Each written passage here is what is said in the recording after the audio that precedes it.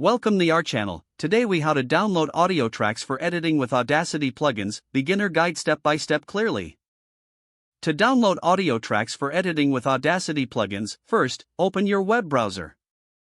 In the search bar, type in the name of the audio track you want to download. Look for websites that offer royalty-free or licensed music. Once you find a suitable website, navigate to its audio or music section.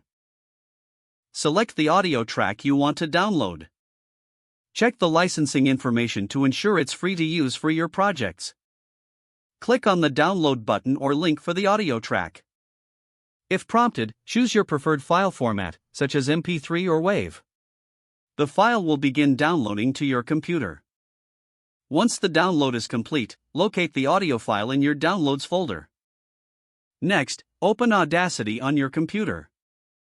Drag and drop the downloaded audio file into the Audacity workspace. You can now use various plugins to edit the audio track. If you don't have plugins installed, search online for Audacity plugins. Download any plugins you would like to use for your audio editing. Follow the installation instructions provided with the plugin files. Once installed, restart Audacity to ensure the plugins are loaded. Now, you can apply the plugins to enhance your audio track. Feel free to explore different effects and features Audacity offers. Remember to save your project frequently while editing. When you finish editing, export your final audio track in your desired format. If the page does not load, refresh the browser or try again in a private or incognito window. Make sure you are using the correct email address, then retype it carefully to avoid small typos. If your password is not accepted, use the reset option and create a new strong password you can remember.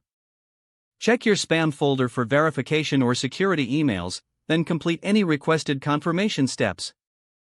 Enable two-factor authentication if available to improve account security and reduce unauthorized access risk.